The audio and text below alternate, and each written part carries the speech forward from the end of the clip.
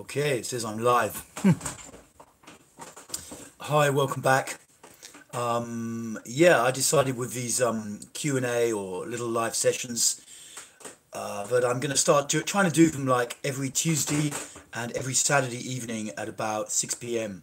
local UK time. Because I figure I can usually make that, and then if anyone's got a question, it's kind of easy to know when I'll be around. And yeah, that should be pretty good. I mean, I'm sometimes running workshops on Saturdays or weekend workshops, so it's not so easy for me to get away then, but I wanted to try and make it a little bit regular and to offer some value to people who are subscribing to the channel. I've also hopefully got the Wi-Fi sorted out a bit better, and there won't be quite so many dropouts now. I don't know.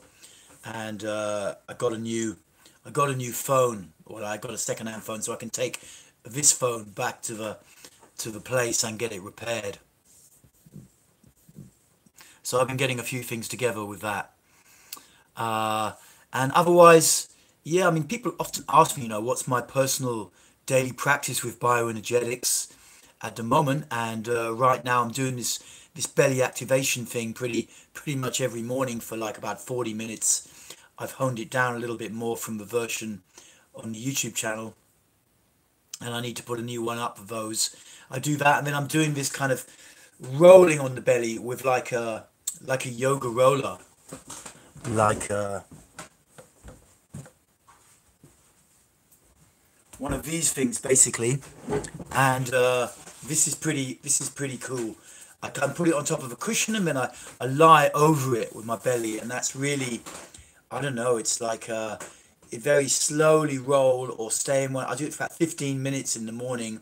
I've done that the last few mornings, and yeah, I mean, I feel like I'm on kind of a mission to really clear a lot of stuff out of my belly. It's like, I think it's like the place where all the gunge that we carry around in our psyche hides, the belly. So that's my current mission. Well, no one tuning in yet, so it's a bit quiet this evening. I guess it's also really close to Easter and stuff. But I'm happy to rattle on a little bit anyway and see if anyone joins me. Uh, I'm enjoying my life. I think, in the sense like, yeah, I always want there to be a bit more. When I'm getting workshops together, I want more to get it more together.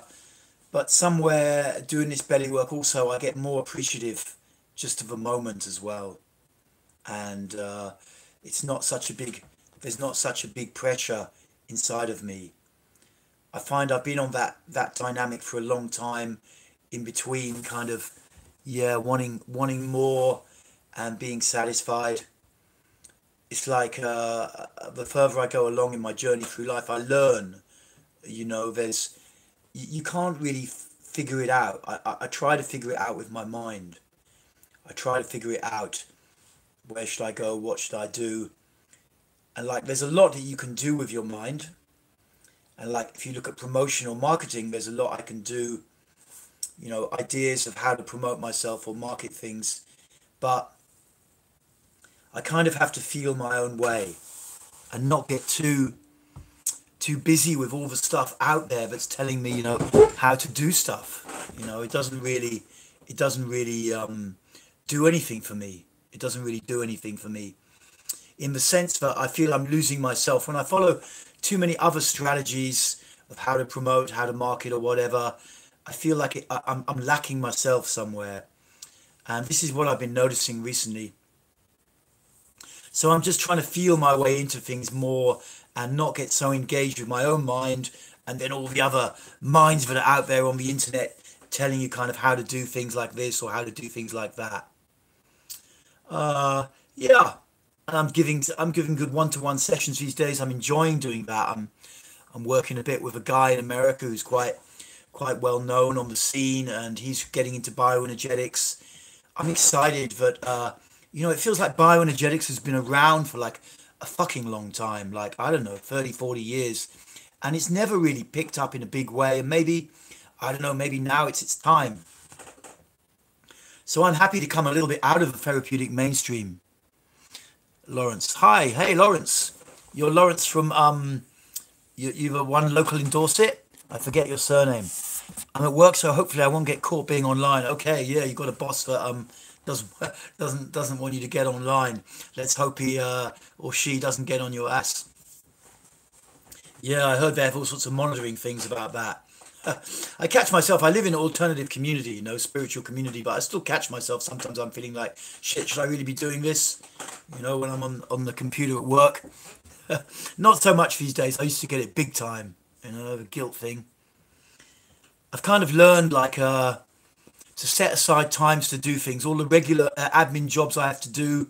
Sometimes I wake up and I want to do some bio videos, or I want to do a bit of trading on crypto or something like that. And I'm like, it's busy in my mind like that. And I've learned to with a lot of belly work to get myself much lower down. I seem to wake up often very much in my head with a lot of plans and ideas, and sometimes there's a lot of energy behind them, and it's quite an effort to bring myself right back into my gut or my heart and say, hey, what do I really want to do? And so I've learned with the day to get my work that I need to do, that I've kind of committed to do for the community, financial, administration and stuff and blah, blah, most of which I don't get off on so much, but got to be done. Get that done and then have some me time. And then I feel somewhere better, inside. But it's time to do it now. And, try and book the clients. Well, the clients I have to book for the times when also their time zones. So, yeah. Anyway, I hope your boss has not found you yet, or whatever's going on. And do let me know if it's Lawrence. I think you came to see me for a session once, or maybe it's a different Lawrence. I get a little bit confused. Hey Luigi, is it okay to miss stage 4 belly activation if doing some bio? Yeah, I mean the thing with this belly activation, right? So this is a new thing I've been bringing in kind of slowly, and what I'm noticing, I've added another stage to it. And also the stage 4 is the kind of relaxation. If you don't feel you need that relaxation, like you've been doing it for a while, I think you've been doing it for a while, Luigi, then you can skip it, man. Definitely, skip it. I'm gonna try and bring a new version in. I've done a 30-minute and a 40-minute version, which are 5-stage now. I've added like, after the initial kind of thing standing, to do a bit like quite similar to the third stage of Osho dynamic meditation, where you bring your heels up and get some heel kind of on the floor and make this grunt, not super fast like in the next stage, but I've done that as an in-between. And I need to upload that and make a little video of that.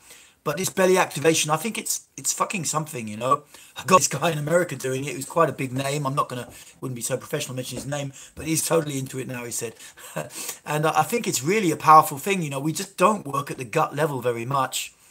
I'm going to do some more gut exercises next week. They're on my list. And yeah, but the bottom line question is, you just go straight. If you don't need a downtime, if you feel like, you're okay, then just go straight into it. But yeah, let me know if you're out there and you're doing the belly thing, how it's going for you, because I'm noticing a lot of change in me. And I've been doing it a lot with the community here, so I've got 15, 20 people on it. And yeah, one or two complain a bit, but mostly people seem to be thinking it's going somewhere. It's always a bit of a mind fuck when you do something new. Bow and arch, it's kind of like been around for 50 years, so no one really can, no one's going, yeah, the bow and arch can do the bow and arch. But you start up with something new and give it a try. It's always interesting to see. I started some new arm exercises about a year ago, which came to me spontaneously, and then I'm always a little bit like, oh, is it really okay just to do this? And then I do it, and then just check in and see how people. Also, I watch people very closely when I'm teaching, and really try and see how their energy's moving, how their body's moving, if they're getting some release from something. And so that also is useful feedback. I guess somewhere I learned a little bit not to always trust what people say a bit, which I don't always feel so good about, but it is a little bit my way. If a lot of people are negative about something, I try to really look at it independently and not to too quickly assess things myself. And then I kind of like the same to be done to me, but when it's not being done to me and people are like, no, this is wrong, that's wrong. And it's tricky with therapeutic exercises because, it could be that I've got something wrong, or it could also be that they're starting to access a feeling they don't want to feel. and their default mode is judgment, because my default mode was judgment, and still can be. This is wrong. The exercise is wrong. I shouldn't be feeling this. And the way the unconscious works is you often don't know you're feeling something really initially. It's kind of starting to come up, is a little bit how I see it. And before it gets to the level of really conscious experience, we jump out the way. There's a default mode. Svang, hey Svang, I've seen you a few times coming into this. Cool, man. What do you think of Qigong and such systems? Can they be likened to bioenergetics, or are they very different? I mean, I did Qigong a little bit. I did Qigong quite a lot. I was going to say Tai Chi, I did a little bit. And it's more definitely trying to use the body to work with your energy. You know, a classic difference between Oriental cultures, because it is obviously predominantly Oriental, coming out of China, I believe originally, certainly it's Chinese words. A classic difference between Oriental and Western approaches is the Orientals don't like to go into a lot of expression. When I have people from Oriental background in workshops, and there's a lot of screaming and shouting going on, which is also not classical bioenergetics, but I also teach that in a held space. It's not always easy for them to get into it, because in Oriental culture, it's very important how you look on the outside, and that you keep you don't lose face. Being angry in Southeast Asia is not seen as a good thing in China. I was in a Thai bank in Bangkok once, got really pissed off because they didn't accept my signature, and they were like, "Get the fuck out of here!" They just can't cope with any kind of Westerners being angry, and so it's essentially, I think there's Qigong probably works on a very deep level of your energy. But rather like meditation, sitting meditation, there's a risk when you do a lot of it, you don't hit the really heavy shit. You clear a lot of stuff out, and it can go very, very deep, I'm sure, but there's a risk that you've got these big rocks somewhere inside your being. I don't know if that's a metaphor that works for you, and you don't really get to them. And the great thing about Western culture is we're more expressive. We're more, hey, let's just fucking talk about it. Let's just go in there, go into the feeling. Want to scream? Let's just fucking scream. There's more openness to that in Western culture. Depends a little bit where you are. And so, in therapeutic terms, or in development terms, in spiritual terms, you can do that in the West. In Southeast Asia, it's very tough for these guys to do that. Not all of them. And for sure, many Orientals have been brought up in the West as well. But it's a little bit the cultural background. So, for me, bioenergetics is quite different from Qigong, essentially, where you've got body movement and you're working the energy. But there's definitely similarities. And Tai Chi's one step further away. And there's nothing wrong with them at all. But I think if you can get right in there and scream and shout a bit, or get right into the body with the bioenergetics and really breathe and feel and exaggerate, which is not the classical Oriental thing, not the classic Asian thing, then it's good, and then do Qigong later in life, maybe. That's my take on it. If you can get in there, and really go for it and get right into where all the gunge is, around the belly and the lower back, and get that stuff clear and out, then the way I see it, that's the best. We don't usually do it when very young. Some people do come in their 20s, but mostly the ego, that is so powerful in that age. You don't want to do any fucking therapy. Fuck that. When you're in your 20s, some more enlightened kids, yes, they do, but the average person not. But I still think even if you start in your 30s or your 40s or your 50s, you can get in there and get really engaged with the feelings, with bioenergetics, with emotional expression. That's the best. Here in the UK, we run a training for people, and we run 7-day intensive workshops. I'm starting on one, co-leading on Tuesday, 7 days. And, you can really get in there and make a lot of change in a week. And, it could be the sort of thing that you spend 10 years trying to meditate your way through. So I'm a big fan of Western stuff, but I do like Asian stuff, and particularly Chinese.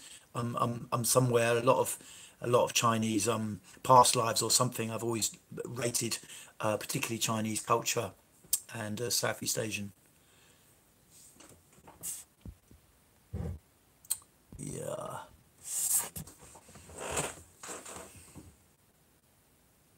I've noticed the same in terms of Oriental culture. Yeah, man.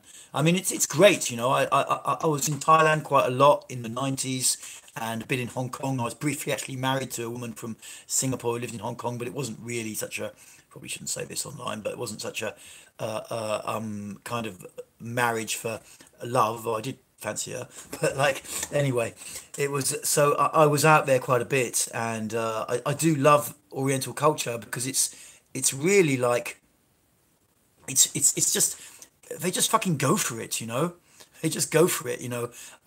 I'm mixed race myself, not half Oriental, half Iranian, and I do struggle with the kind of the intrinsic kind of conservatism of most Western cultures. It's a struggle for me.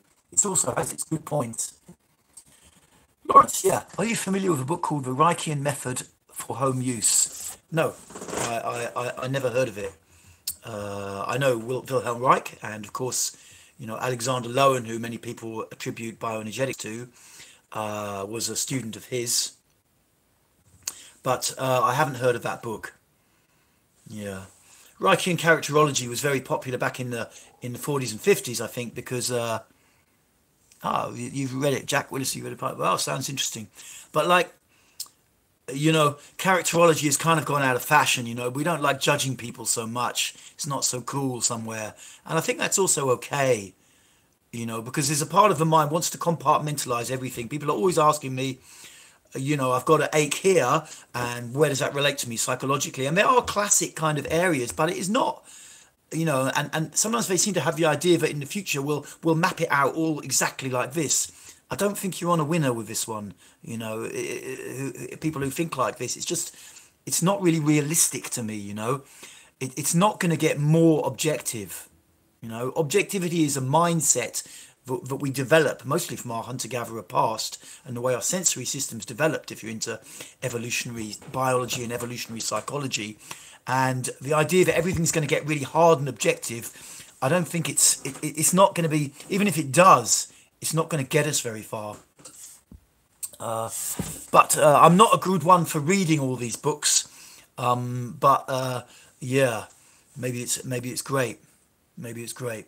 Reichian method.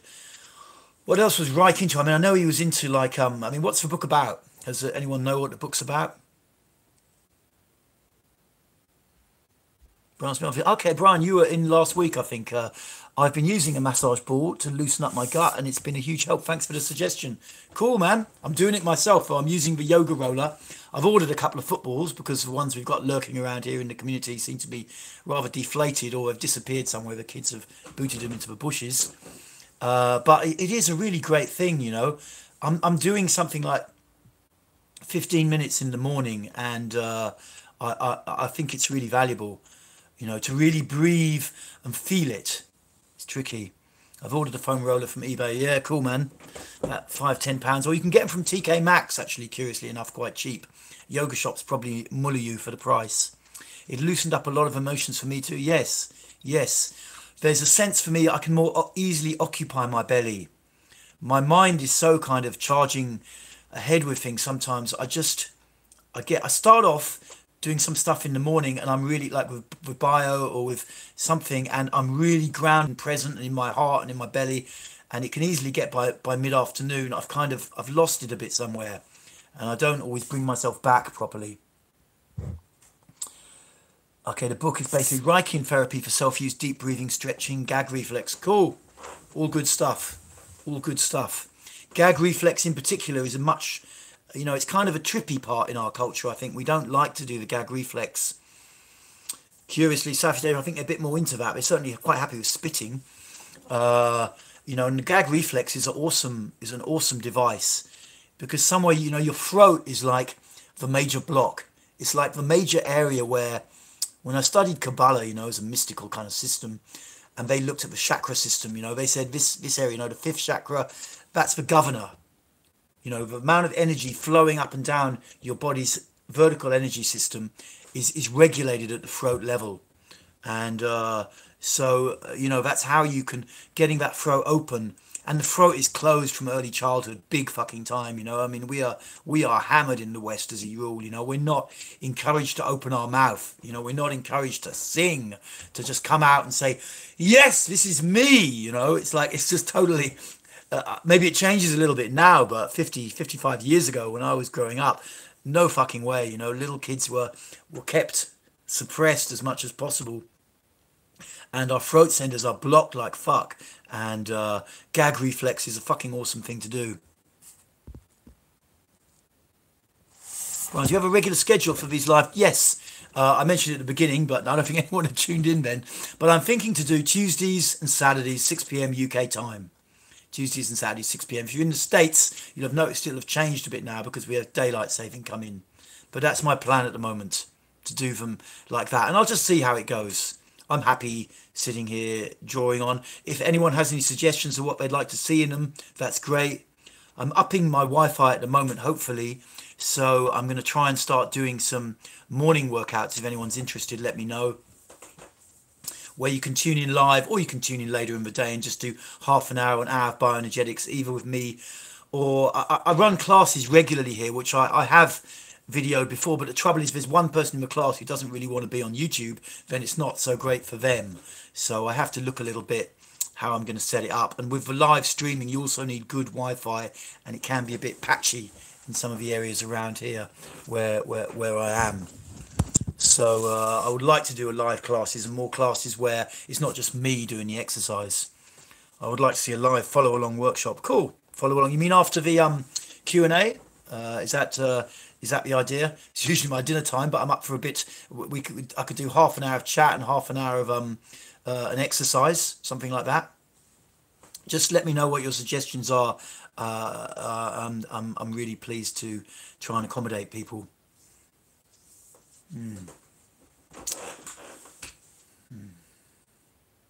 It's good for me too.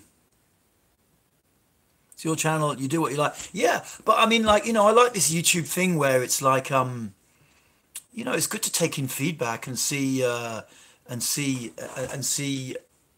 know, it's like it's a part of society. You know, it's like I'm happy to try.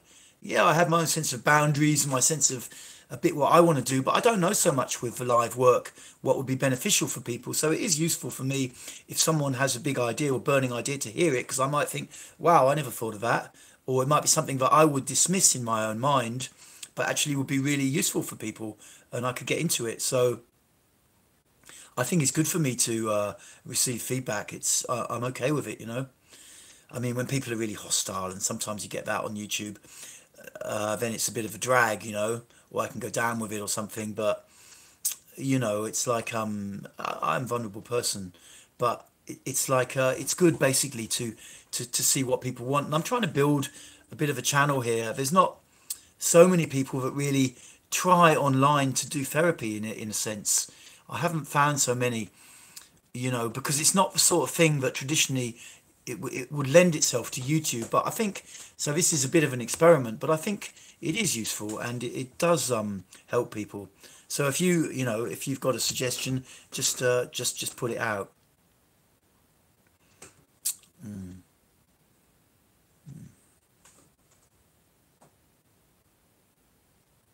Yeah. Yeah, so Brian, yeah, I've tried lots of meditation, mindfulness, and even hypnosis, but nothing has been as powerful. Totally, because you're going right in there. Basically, you're going right in there. You know, meditation is great, and mindfulness is great, but you're not actually so much moving towards where the stuff is. You know, it's more like you're saying, okay, stuff, if you want to come, you come. You know, with mindfulness or with meditation, you're saying, okay, stuff, you know, if you want. But you can also take a proactive approach and say, okay, I'm going to go and look for it. Specifically massage ball and bow and arch. Yes, man. Yeah. Yeah, totally. Totally. You know, it's totally powerful. And they work well together because the bow and arch can really help to process and redistribute stuff. What are your thoughts on David Berceli's TRE method? I've had some initial success, but anyway, doesn't seem to have the same effect. Well, it's a little bit I don't know the history. I mean, my understanding, my My belief is that he developed it from bioenergetics, but I don't know if that's true. Don't know if I'm allowed to say that. It's trademarked and all of that. It's, to me, it's like an American version of a very small subset of bioenergetics, and it's fine because people want to do a course in it. You can't really do a course to teach bioenergetics that I know of, not many. And anyway, exercises are only being developed, you know, still being developed. But he's taken a subset of exercises, and then you can go along and learn those. Pay about £1,400, I think it is. I think it's good. You know, I think it's good. But the fact is, with any limited set of exercises, I think it's the case. You hit the nail on the head when you say it doesn't seem to have any effect anymore. After a while, you know, if you keep doing the same exercise, you've kind of cleared it a bit. It could take a month or two. I mean, I've been doing this belly thing for like 3 months, 4 months for belly workout and developing it as well. And I think now I'm starting to get towards the end of it for me. Could be wrong, but it doesn't feel like I'm having quite such an intense experience with it now. So I'm starting to move a little bit on.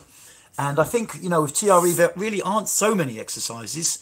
And quite a lot of it's focused around the legs, if I remember rightly. I've got the first edition of his book, but he's done a few others, I think, since then. But a lot's focused around the legs. They've got the chair in there, which is a very strong exercise, I know. But, you know, yeah, you could, you know, it's good to work all around the body. And there's just tons of stuff you can do. There's a danger, of course, when you start to work on one part of the body, all the shit kind of relocates to somewhere else. You know, it can easily happen.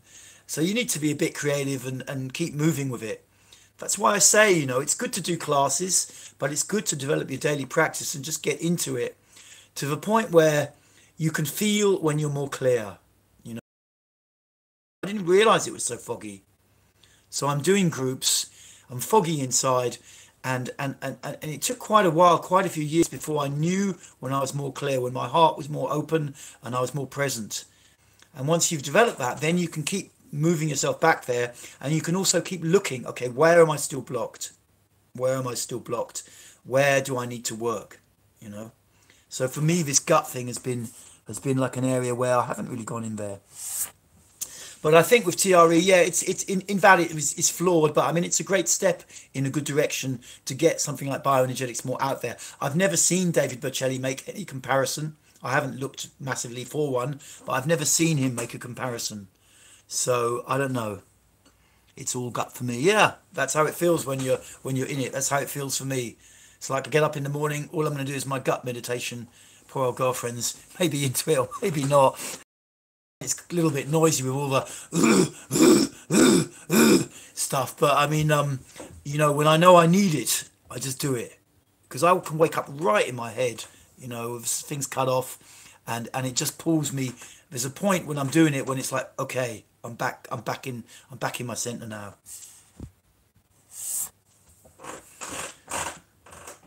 Yeah.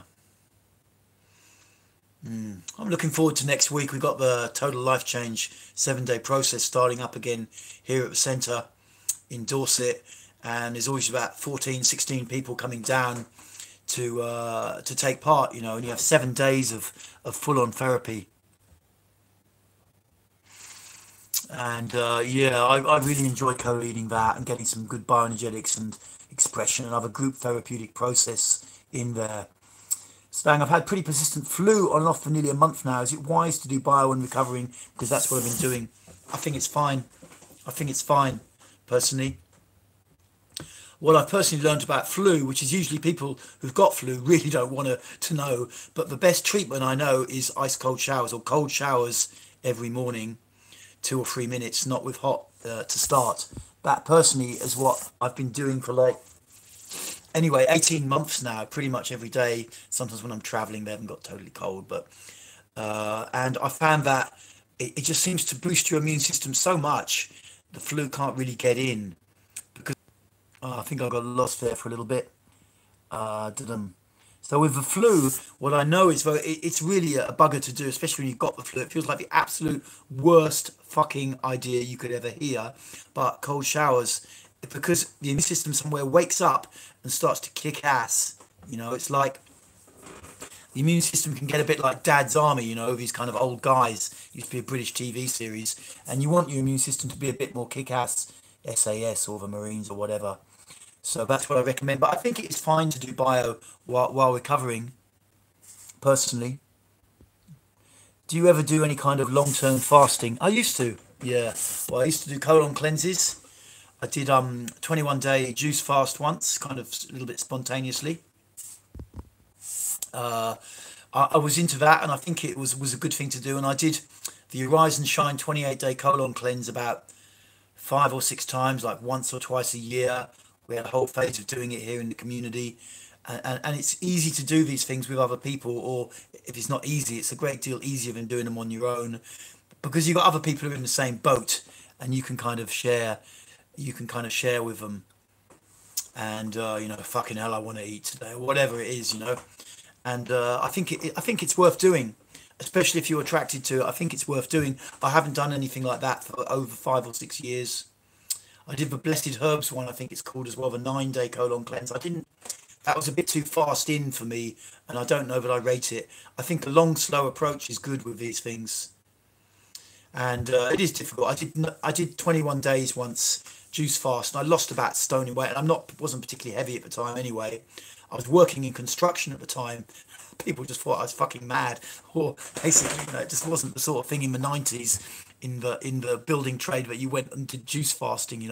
People just look at you like you're utterly fucking insane, and the people in the wholesalers would think I got AIDS basically and started avoiding me because I was losing weight so fast. But nevertheless, I think it's good. It's good to do colonics or do something enemas to get the crap out as well. You can use bentonite or psyllium husk or both, and I think that stuff's useful. So I must have done eight years or something of doing quite a lot of fasting, and I think from all the booze and smoking and just bad fucking habits that I had when I was in my 20s and 30s, it was needed maybe to clear some of the gunge out of my colon. I think this belly work actually helps. People often crap a bit differently, after when they're doing, they say this to me when they've been doing this gut centered work, and I think it does get more gunge out. Anyway, that is well funny. I'm not quite sure, maybe they're referring to the working in construction. I do 14-day water fast, and it's really cleared me up. Wow, that's pretty hardcore, man. Pretty fucking hardcore. Yeah, I think it does get rid of, the thing is always getting stuff out. It's like the bentonite attracted me because I think it exerts like quite an influence on the electrical pull in the gut, and it kind of rips gunge out of the cells. It's quite a powerful process. You probably find it emotionally as well, going through a lot. But I haven't done it for a while, and I haven't really been too much into what I would call the vertical axis in meditation and therapy, where you get really clear within yourself by avoiding certain foods, by getting yourself like on an alkaline diet, for example, is a classic way, and doing a lot of meditation. I haven't kind of got back into that. I was into that for a while, about a decade ago, with the fasting and that kind of thing. But I haven't. I've been more in the kind of passionate living kind of way, going towards the stuff. In a sense, it's okay to be, when you're on an alkaline diet, you don't get triggered by things. You're so centered inside yourself. It's like you don't really get triggered by things, but there's not so much intense passion in life, I find. And then I kind of miss that. And I also miss the fact it's like moving towards your stuff. If you're getting involved in lots of passionate sexual relationships, you're also probably running into also all sorts of drama. And that can be useful if you're disposed to examine what's happening in all these dramas. So I've come away from the kind of what I call the kind of vertical axis of cleansing and meditation. Hasn't been so much my thing for the last 5-6 years. But I have a lot of body fat still to sustain me. Okay, fair enough. I mean, this belly thing also works with that, I find, because the pull to eat, I find, is less. I don't know. You've been doing the belly thing quite a bit. Be interesting to hear from you if you've noticed anything already with your appetite. If you feel like you eat too much, I don't know. You just that's what I'm hearing. So I'd be interested to hear if you notice your appetite changing or food craving changing, because I've been noticing. I mean, I keep a bit of a tight rein on my weight, but I've been noticing that I'm not so Yes, it's greatly reduced my appetite. Yeah, and that's I assume you're talking about this belly thing. I think it's very good. You know, the more we occupy our belly, the less we need to kind of. One of the strategies is to pad it out. You know, with too much food to keep that kind of fiery volatility or the sense of it down. Another strategy is to make it very tight, which was more my strategy, really tensing the belly. And I've had a few sobbing sessions. Well, that's always a great release, hey. I think, you know, the belly is like it's that core area where, you know, you can't you know, if you're overlooking the belly somewhere, you're not really working on yourself, or at least all the emotions that are stored around the belly. And so, you know, I salute you, man, for going in there and getting into it. What do you think of body awareness scan meditation? I've noticed more twitching in the muscles while I'm testing it out. Yeah, it's good. I often do, like it's a Buddhist thing, I think, originally, but I often do this kind of scanning meditation when I'm leading rebirthing, or sometimes if I've been very manic in the evenings and I just want to relax before I sleep, just to go through the body, tensing and untensing each the muscles I can access, or otherwise, you know, just breathing and feeling into each muscle sequentially. I think it's good. More twitching in the muscles when testing it out. Well, that can also be, you know, the muscles trying to release spontaneously, and it can freak people's minds out, but it's basically a healthy thing, I think, most of the time. Felt really good to release and really feel that deep sadness that was locked up. Yeah, it's a fantastic release, you know, just to be able to weep, just to be able to weep and feel like, you know, we don't have to keep it all in anymore, you know.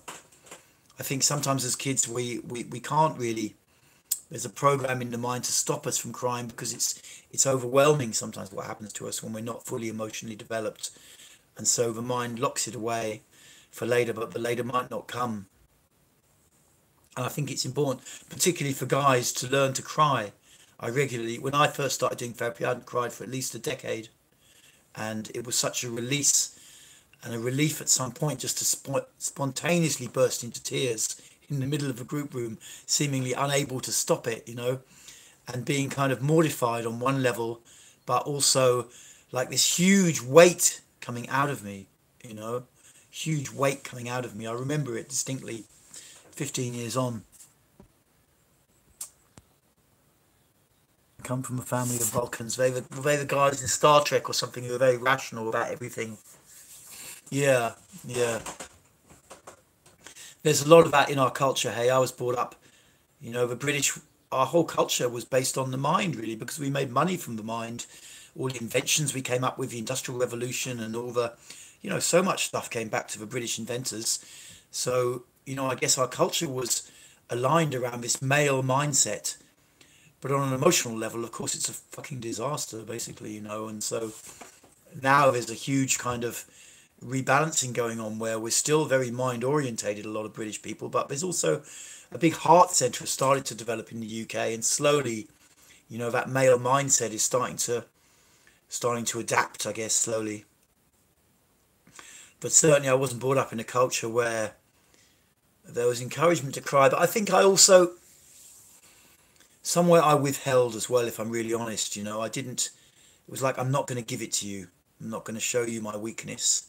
A little bit, I was an adopted child and there was dramas going on in the family, and I thought somewhere, you know, I'm going to hold it all in. My mum always said I bottled it all up, and you know, and I needed therapy to get me to a place where I could just feel okay to cry, to just be held by someone else and just let go. And it is a huge relief. It is a huge relief. And nowadays I find in my, you know, and then when I started to get, when I got with therapy more socially functional, then I started getting back into relationships and love relationships. And then I'd often be accused of being by these women of being one that was always crying or something, you know. But I didn't mind, you know. I was just happy that I could cry. I was happy. I think something's missing when you can't. When I first started doing deep breathing exercises using Bioenergetics, I always had vivid dreams. What's the connection? Absolutely, you will get vivid dreams when your body's trying to release, you know, when it's starting.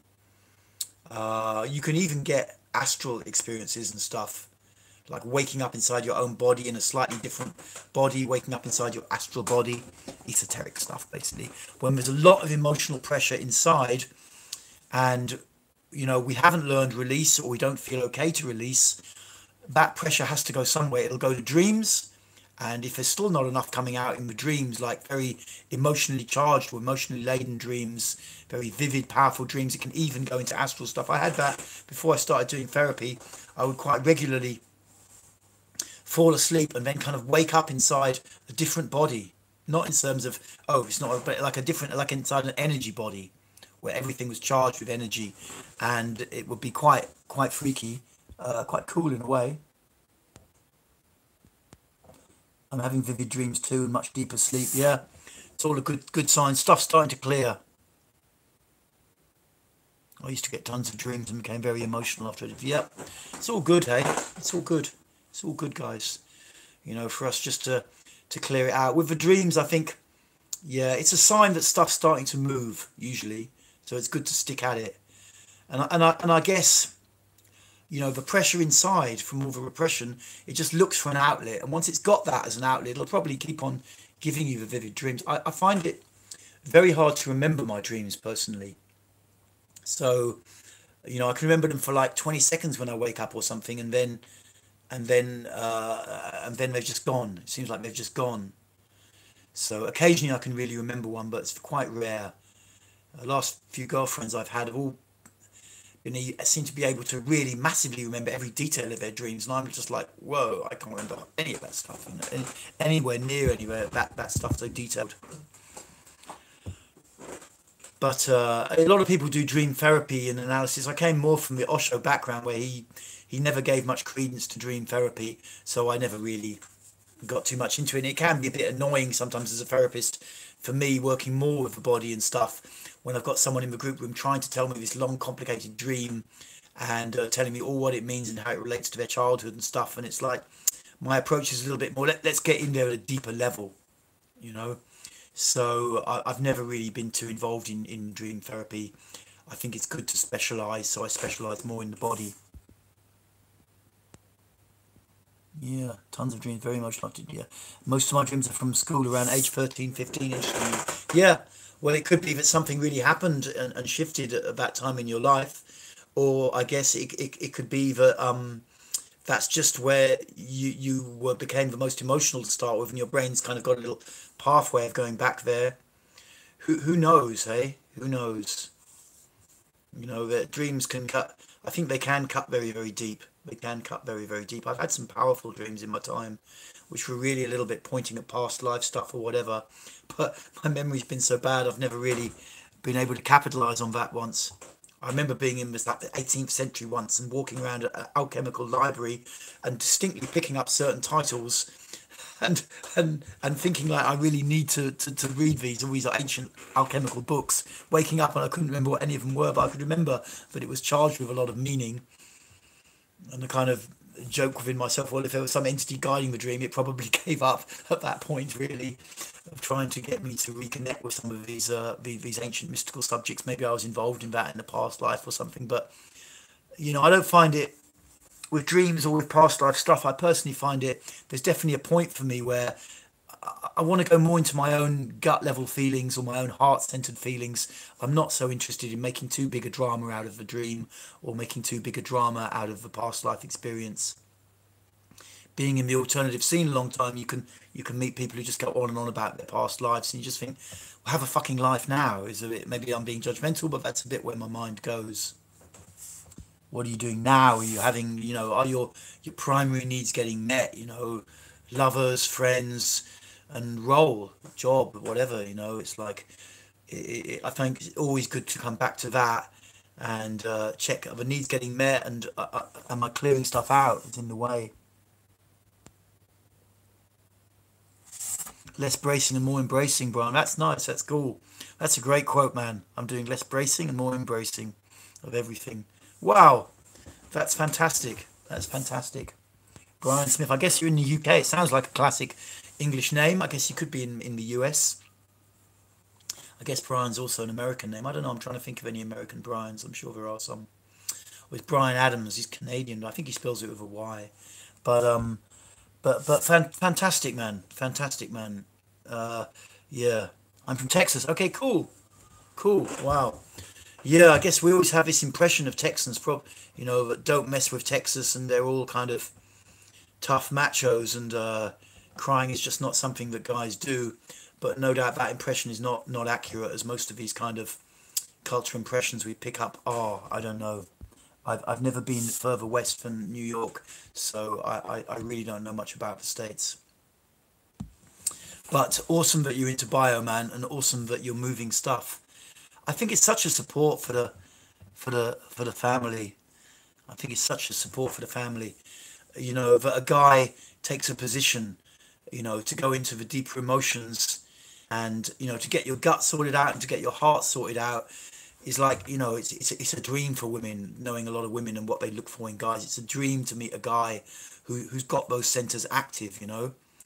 It's really that you can really have a male side that is male, that can take a position, and you really have a heart side where you can relate what's going on inside. This is like, for women, most women really, I mean, when you come out of a kind of teenage, early 20s phase, this is what they're looking for in a guy. And it means that you can really have a lot of relationships, and find someone you're really into.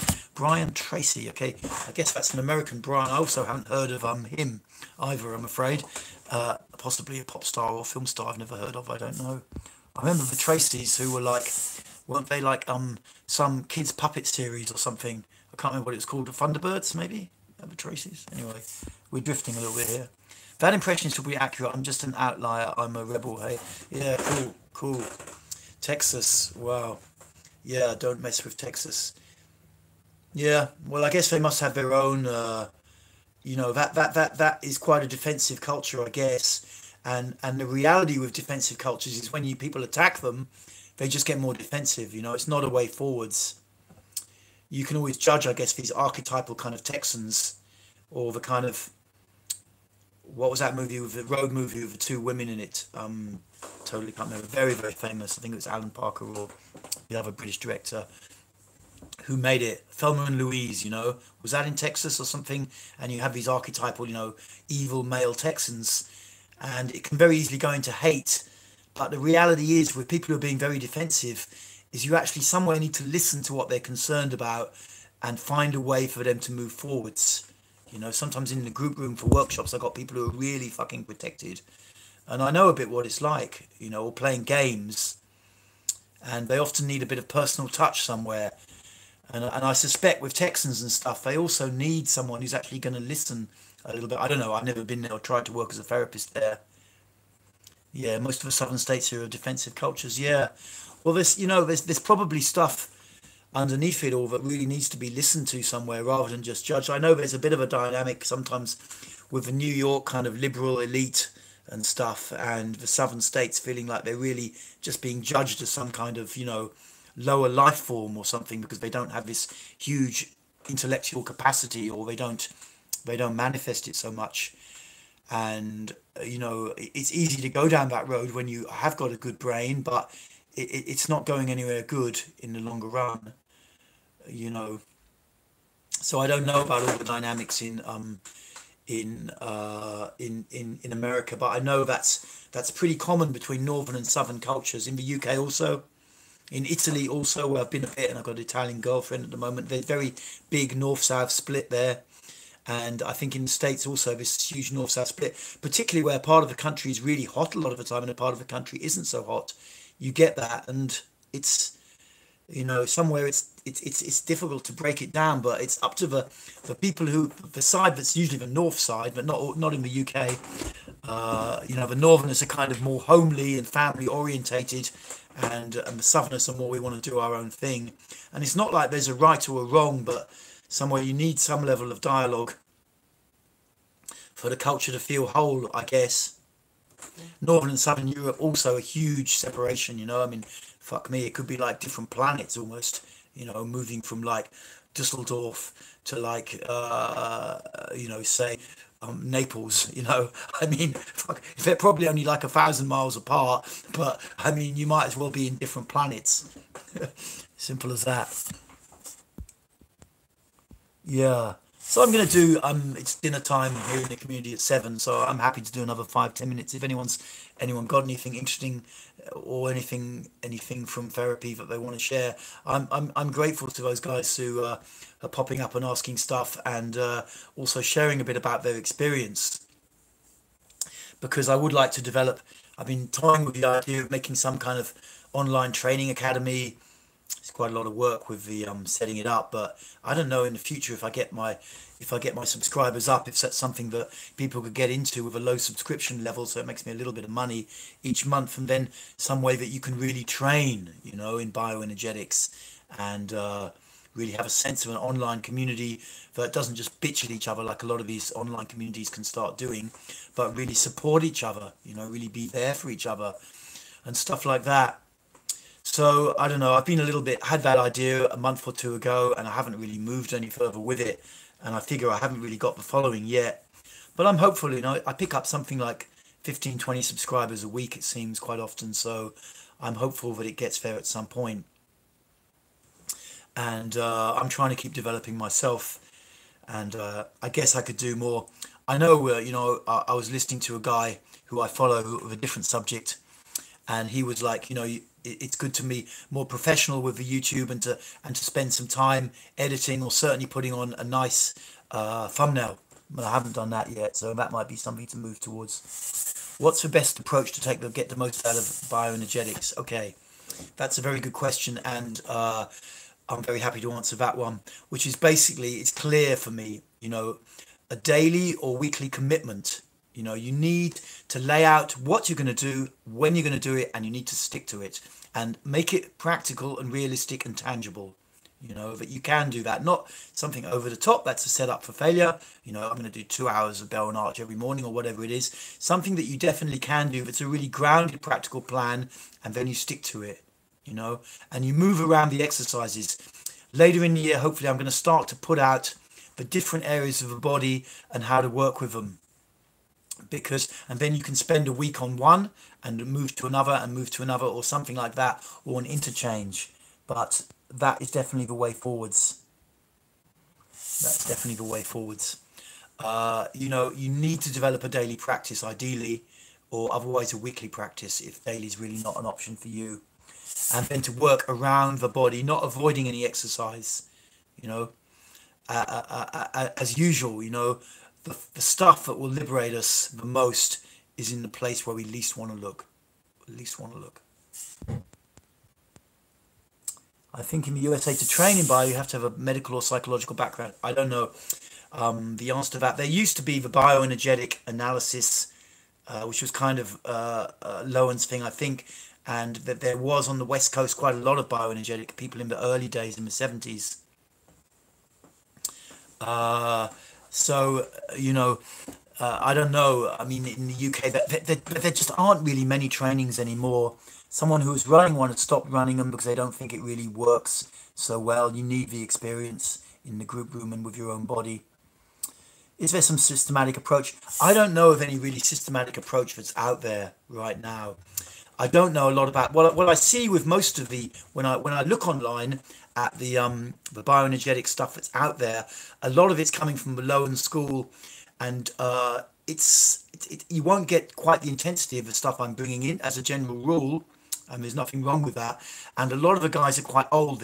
I don't have a sense of a lot of younger people coming up and teaching it and getting trained. I don't have a sense of that.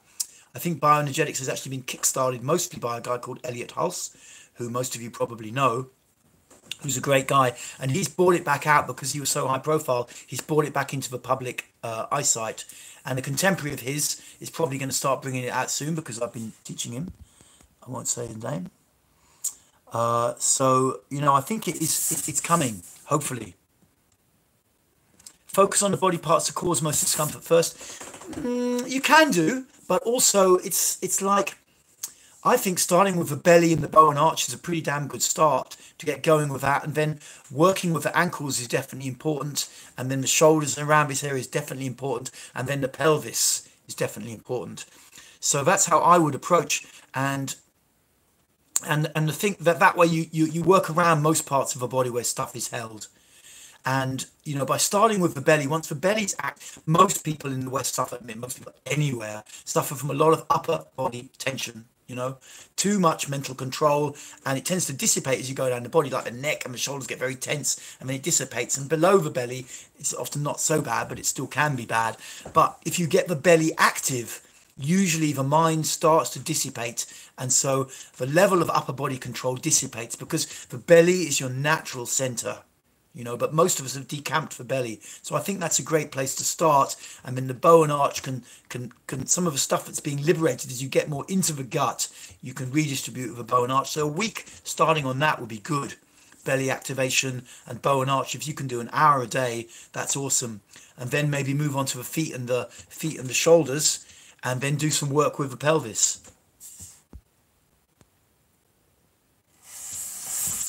Is it best to focus on only one area per session, or do you follow a more whole body routine?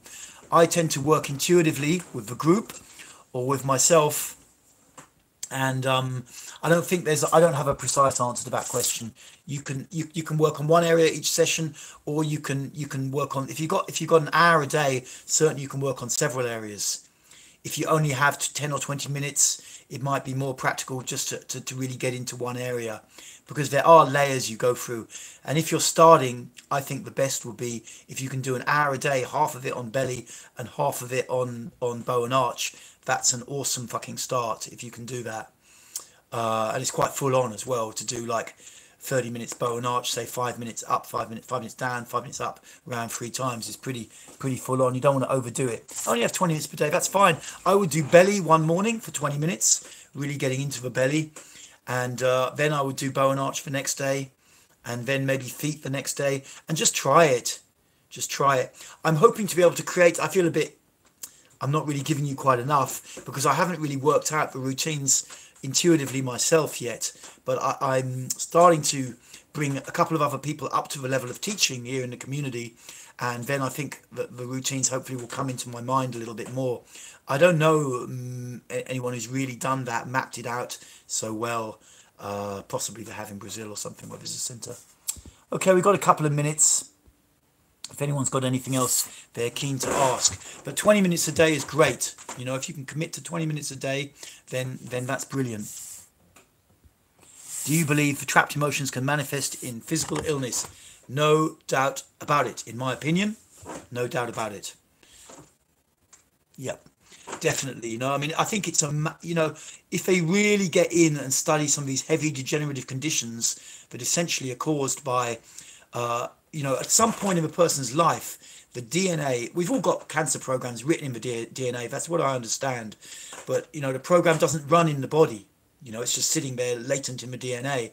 At some point, in people who get cancer, the DNA starts to write that program. It's written into the RNA and it starts to run in the body. The cells start doing weird shit and the person's got cancer. I'm absolutely sure, personally, that is caused by a lot of the body being disenfranchised. The mind is in too much control. The mind is not the only source of neural power, and it's not the primary source. Our whole fucking ancestry for 1 billion plus years did not have a higher mind. Chimpanzees don't have it. And it is madness to think that you can just try and do everything with thinking and not get ill. It's not reality. The gut needs to work. Yeah, that's also true, Brian. Trapped emotions keeps your system under constant and chronic inflammation. Absolutely true. The level of bodily tension or disengagement from the muscles in most Westerners and most people, frankly, is way, way, way, way too high. It's way too high. But I think on a deeper level, in terms of real systems analysis, what essentially is that one part of the body mind has taken way too much control. That's the thinking mind up here from the prefrontal cortex and higher lobes, and it's disenfranchised the rest of the body. And if you've got a team of people where they're all supposed to be working together to a common art gain, and then this is an easy analogy, and then one member of a team says, no, fuck you, I'm going to be the fucking boss, because maybe it's a bit stronger or it's got more intelligence. Other parts of a team are going to get the hump. Basically, they're going to get pissed off, to use non-English vernacular. They're going to get pissed off. And, in a team, you'll see it. A team of maybe 7 or 8 people, if 4 or 5 of those people really feel like they're not being listened to, sometimes what they do is say, right, we're going to bring this whole fucking project down. you know, and that happens all the time in the corporate world. It happens all the time, and I don't see any reason why it wouldn't happen in the body. You know, parts of the belly, the liver, the kidneys, we're not getting our needs met here in this team. It's a fucking joke. Fuck this guy, bring him down. Get into the RNA and write that program into the, get into the DNA, write it into the RNA. Let's bring this bastard down. And that is pretty much, I'm willing to bet, what really happens inside a human body getting cancer, in my opinion. And I don't mean that as a way to slag off people who've got cancer or anything nice. Friends of mine have got cancer.